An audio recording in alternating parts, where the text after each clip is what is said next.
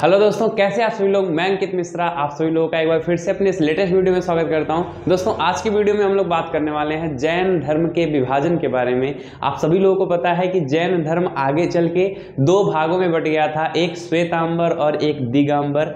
दिगंबर उसे कहते हैं दोस्तों कि जो वस्त्र धारण ही नहीं करते थे, जो वैसे ही घुमा करते थे, उन्हें दिगंबर कहा जाता है। और जो श्वेतांबर होते हैं दोस्तों, श्वेतांबर में वो लोग आते थे जो श्वेत वस्त्र धारण करते थे। तो क्या है इसके पीछे की कहानी, बहुत ही बड़ा राज है दोस्तों।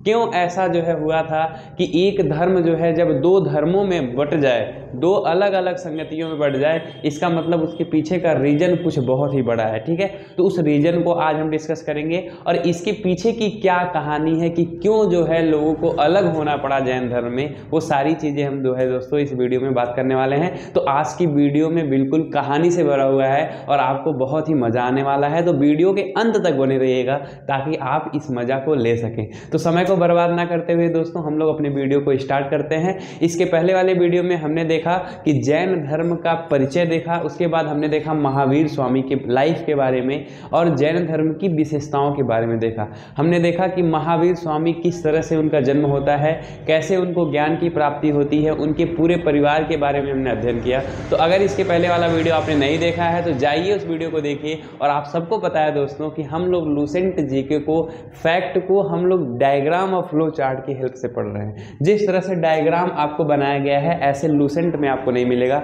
दोस्तों। 26 लेक्चर मैं ऑलरेडी अपलोड कर चुका हूं। आज हमारा लेक्चर नंबर 27 है लूसेंट का। तो अगर आप चाहते हैं लूसेंट को पढ़ना तो आप जाइए हमारे चैनल पर विजिट करिए, वहां पे आपको प्लेलिस्ट मिलेगा, वहां पे सारी वीडियो आपको क्रम वाइज मिल जाएंगी। लेक्चर 1, लेक्चर 2, आपको अभी जो है 26 लेक्चर मैंने डाल रखा है ऑलरेडी। तो चलिए दोस्तों स्टार्ट करते हैं वीडियो को। पढ़ेंगे जैन धर्म का विभाजन, डाइवर्जन ऑफ जैनिज्म। अब दोस्तों इसके पीछे की कहानी को समझिएगा कि जैन धर्म का विभाजन आखिर हुआ क्यों। तो उस समय दोस्तों ये करीब बात है 300 ईसा पूर्व की बात है, यानी कि 300 ईसा पूर्व अगर देखा जाए तो अभी 2022 एडी चल रहा है, ईस्वी चल रहा है। तो 2022 में 300 और जोड़ देंगे तो आपका हो जाएगा, यानी कि 2000 जो है 300 साल पहले, यानी कि अगर 2300 साल पहले देखा जाए तो मगध एक है राज्य हुआ करता था। वहीं पे जो है जैन धर्म पूरा फैला हुआ था हर जगह। वहाँ पे बहुत ही बड़ा क्या पड़ा दोस्तों, अकाल पड़ा। अब जब अकाल पड़ेगा तो लोग खाने के लिए मरेंगे, भूख से मरेंगे दोस्तों। कुछ जो है उत्पन्न नहीं होगा क्योंकि कृषि जो है वो सबसे मुख्य जो है स्रोत था लोगों को जीवन जीने का। तो जब अकाल पड़ गया, सूखा पड़ गया, तो लोगों को खाने के लिए भोजन नहीं मिल पा रहा था अच्छे से। तो लोगों ने डिसाइड किया कि अब हमें जो है कहाँ जाना चाहिए, अब हमें दूसरे भाग में जाना चाहिए। तो इंडिया का जो नीचे वाला भाग है दोस्तों, साउथ इंडिया, कर्नाटक होता है। तो कुछ लोगों ने कहा कि भाई हम कर्नाटक जाएंगे, वहाँ पे जो है उतना अकाल नहीं है। तो मगध में बहुत ही भीषण अकाल पड़ा हुआ था दोस्तों।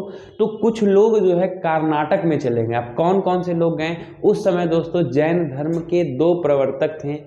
ये तब की बात है दोस्तों जब महावीर स्वामी की मृत्यु हो चुकी है। महावीर स्वामी की मृत्यु 468 ईसा पूर्व में हुई है और ये बात है दोस्तों 300 ईसा पूर्व की, यानी कि उनके 100 साल के बाद, नियर अबाउट 100-150 साल के बाद की बात है। तो बहुत बड़ा अकाल पड़ा। तो उस समय 2 लोग जो है क्या थे, प्रवर्तक थे जैन धर्म के। एक थे भद्रबाहु और एक थे स्थूलभद्र। 2 लोग थे। ये दोनों लोग क्या कर रहे थे, अपने जैन धर्म को प्रचलन कर रहे थे, चला रहे थे। तो जो भद्रबाहु के अनुयायी थे, जो भद्रबाहु के जो है मतलब रिलेशन में जितने भी लोग थे, अनुयायी फॉलोअर्स जो थे, वो कहे कि हमें कहाँ चलना चाहिए, हमें कर्नाटक चलना चाहिए। और कर्नाटक इसलिए चलना चाहिए क्योंकि वहाँ पे अकाल नहीं पड़ा हुआ है, तो वहाँ पे हम लोग तब तक रहा जाएगा जब तक यहाँ पे अकाल है। लेकिन वहीं पे जो है स्थूलभद्र के जो अनुयायी थे वो कहें नहीं, हमें अपनी आत्मा को बहुत ही तड़पाना है, हमें कहीं जाने की ज़रूरत नहीं है, सब कुछ किसकी देन है, सब कुछ जो है धर्म की देन है, अगर समय आएगा तो सब कुछ सही हो जाएगा। तो ये लोग कहें कि हम मगध में ही रहेंगे और ये लोग कहें कि हमको कहाँ जाना है, कर्नाटक जाना है। और भद्रबाहु अपने सभी अनुयायियों को लेकर के कहाँ पहुँच गए दोस्तों, कर्नाटक में पहुँच गए। अब जैसे ही कर्नाटक में पहुँचे दोस्तों तो वो वहाँ पर रहे करीब जो है 12 वर्ष तक। 12 वर्ष तक जो है अकाल पड़ा था दोस्तों। ये 300 ईसा पूर्व मगध में 12 वर्ष तक अकाल पड़ा था।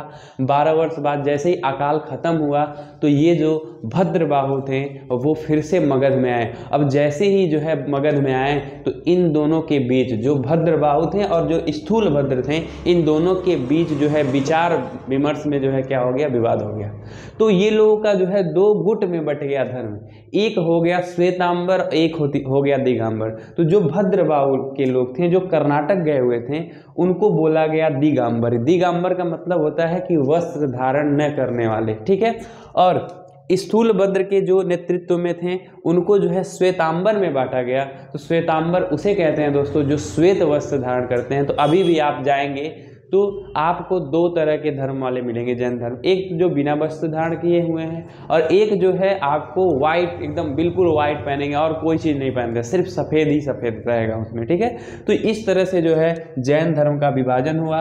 तो फ्लो चार्ट लिखा हुआ है दोस्तों, इसका आप जो है एक बार डायग्राम बना लेंगे तो चीज़ें आपको याद हो जाएंगी। याद क्या रखना है दोस्तों, आपसे पूछा जाएगा कि जो मगध में अकाल पड़ा था वो 12 वर्ष तक पड़ा था। कब पड़ा था? 300 ईसा पूर्व पड़ा था। और मेन पूछा जाता है यही, सबसे मेन जो अगर कहीं भी पूछा जाता है, बहुत बार पूछा भी गया है कि जैन धर्म को 2 विभाजन है, उसका नाम क्या क्या है? तो दिगंबर और श्वेतांबर। दिगंबर का किसके नेतृत्व में था? भद्रबाहु के नेतृत्व में था। और जो श्वेतांबर वाले लोग हैं वो किसके नेतृत्व में थे? स्थूल भद्र के नेतृत्व में थे। अब दोस्तों हम लोग कुछ और प्रमुख तथ्य बात करते हैं जैन धर्म के बारे में जो कि लूसेंट में लिखा हुआ है और वो लिंक नहीं हो पाया है। तो प्रमुख तथ्य लिखेंगे, उससे संबंधित जो भी जानकारी रहेगी 5-6 पॉइंट है उसको मैं लिख देता हूं, उसके बाद जो है इस वीडियो को क्लोज करेंगे। और हाँ, हमको संगतियां भी पढ़ना है, 2 संगतियां हुई थी दोस्तों, उसके बारे में भी हम अध्ययन करेंगे। तो इसका आप स्क्रीनशॉट लीजिए। बात करते हैं कुछ प्रमुख तथ्य के बारे में कि प्रमुख तथ्य क्या है जैन धर्म के। हाँ तो दोस्तों अब हम बात करते हैं कुछ प्रमुख तथ्य के बारे में जो कि जैन धर्म से संबंधित है और लूसेंट में लिखा गया है, तो उसको आप ध्यान से देखिएगा दोस्तों। सबसे पहला पॉइंट है कि जैन धर्म को मानने वाले राजा कौन कौन से थे। जैसे जैन धर्म का जब प्रचलन हो गया अच्छे से तो बहुत सारे राजा हमारे देश में हुए। उसके बाद तो कौन कौन से राजा जो है जैन धर्म को मानते थे वो जो है आपके सामने लिखा हुआ है, पढ़िएगा। उदयन थे, वदराज थे, चंद्रगुप्त मौर्य, बहुत जो है फेमस राजा थे चंद्रगुप्त मौर्य, ये भी जो है किसको मानते थे? जैन धर्म को मानते थे, ठीक है। उसके बाद कलिंग नरेश खारवेल, इनके बारे में भी हम लोग आगे पढ़ेंगे। चंद्रगुप्त मौर्य के भी बारे में पढ़ेंगे। जितने भी राजा हैं सबके बारे में हमको आगे पढ़ना है। बस यहाँ पे ये ध्यान दीजिएगा कि ये सारे राजा जो है वो जैन धर्म को मानते थे, उनके सारे जो है नियमों को, पंचवत को, सारी चीज़ों को फॉलो करते थे, ठीक है। तो कलिंग नरेश खारवेल थे। राष्ट्रकूट के राजा हुआ करते थे अमोघ वर्ष, इनके बारे में बात करेंगे। और चंदेल, जो चंदेल के शासक हुआ करते थे वो भी जैन धर्म को क्या करते थे? फॉलो करते थे। कैसे पता चलता है दोस्तों? चंदेल शासक ने जो है क्या बनवाया था, यहाँ पे देखेंगे आप नीचे, खजुराहो में जो है जैन मंदिर का निर्माण करवाया है चंदेल शासकों ने। तो इससे ये पता चलता है कि जो चंदेल के शासक हुआ करते थे वो भी जो है जैन धर्म को मानते थे। तो बहुत सारी चीज़ों की जानकारी मिलती है और बहुत सारी चीज़ों से पता चलता है कि वहाँ के राजा जो है वो जैन धर्म को मानते थे। दूसरा पॉइंट पढ़िएगा, मैसूर के गंग वंश के मंत्री। अब दोस्तों मैसूर कर्नाटक में पड़ता है। कर्नाटक के मैसूर वाले इलाके में तब उस समय गंग वंश चल रहा था। गंग वंश के मंत्री थे जिनका नाम चामुंड था। उन्होंने दोस्तों एक जो है बहुत ही बड़ी विशाल मूर्ति बनवाई है जो कि आपकी स्क्रीन पे शो हो रहा होगा। देखिए ये कर्नाटक के जो है आपके मैसूर वाले इलाके में पड़ता है। ये कर्नाटक में किसकी मूर्ति है दोस्तों? विशाल बाहुबली गोमतेश्वर की मूर्ति है। तो ये आप ध्यान से देखिएगा, आपके स्क्रीन पे शो हो रहा है। तो ये मूर्ति किसने बनवाया था दोस्तों? तो गंग वंश के जो है मंत्री थे। कौन? उनका नाम था दोस्तों चामुंड। क्या नाम था? चामुंड। तो मैसूर वाले इलाकों में गंग वंश के मंत्री थे, चामुंड थे। उन्होंने कब बनवाया था दोस्तों? 10वीं शताब्दी में, तो 10th सेंचुरी में बनवाया था। और ये स्थान कहाँ है दोस्तों? श्रवणबेलगोला, बहुत ही प्रसिद्ध है दोस्तों कर्नाटक में श्रवणबेलगोला, आप भी जानते होंगे। तो श्रवणबेलगोला में जैन धर्म का जो है मंदिर है, वहाँ पे जो है बनवाया गया है गोमतेश्वर जो है मूर्ति, गोमतेश्वर नाथ की मूर्ति बनाई गई है, ठीक है। तो आई होप इसको आप याद रखेंगे एक तरह से पॉइंट। मौर्योत्तर युग में देखा गया है कि जब मौर्य वंश चल रहा था, मौर्य युग चल रहा था, उस समय मथुरा में सबसे ज़्यादा जैन धर्म के क्या थे? आपके प्रमाण मिले हैं। तो मथुरा को केंद्र माना गया है जैन धर्म का मौर्योत्तर युग में। खजुराहो में जो जैन धर्म का मंदिर का निर्माण हुआ है वो चंदेल शासक के द्वारा हुआ है। तो इससे ये भी पता चलता है कि चंदेल शासक भी क्या करते थे, जैन धर्म मानते थे। तीर्थकारों की जीवनी, अब देखिए दोस्तों 24 तीर्थकार हैं, टोटल 24 तीर्थकार हुए हैं। इन सबकी जीवनी दोस्तों एक कल्प सूत्र में मिलती है जो कि भद्रबाहु द्वारा रचित है। तो आपसे पूछा जाएगा दोस्तों कि जो तीर्थकारों की जीवनी है, जो जैन धर्म में तीर्थकार हुए हैं, उन सबकी जीवनी किस जो है ग्रंथ में मिलती है, तो कल्प सूत्र में मिलती है, जो कि किसके द्वारा लिखी गई है दोस्तों, भद्रबाहु द्वारा रचित है। महावीर की मृत्यु के समय, उस समय राजा कौन था दोस्तों, तो उस समय राजा थे मल्ल राजा सृष्टिपाल। तो आपसे ये भी पूछा जाएगा दोस्तों, तो मल्ल एक इलाका हुआ करता था उस समय, हमने पढ़ा है महाजनपदों के उदय में। तो मल्ल एक जो है जनपद था, उसके राजा हुआ करते थे सृष्टिपाल। उसी समय में जो है उनकी मृत्यु हुई थी, किसकी, महावीर स्वामी की, और मल्ल में ही हुई थी उनकी मृत्यु। ठीक है, तो आई होप दोस्तों ये पॉइंट्स भी आपको क्लियर हो गए। अब लास्ट पॉइंट बचा है दोस्तों, 2 जैन संगीतियां हुई थी जो कि बहुत ही इंपॉर्टेंट है और एग्जाम में पूछी जाती है, और आपके लूसेंट के पेज नंबर 7 पे आपको मिलेंगी। तो ध्यान से देखिए उसको, और जो है आपको समझा रहा हूँ मैं, समझ लीजिए इसको, जो है स्क्रीनशॉट लीजिए। हम समझते हैं जैन संगीतियों के बारे में।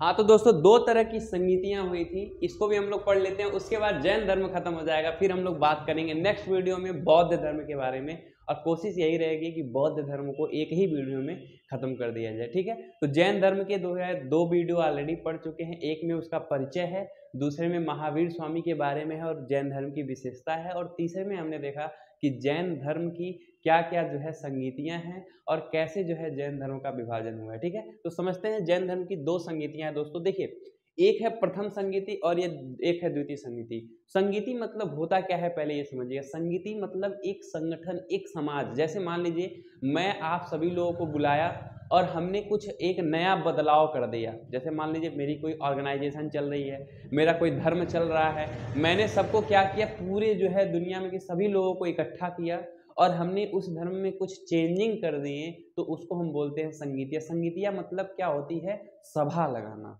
तो 2 बार सभा लगी थी दोस्तों जैन धर्म में।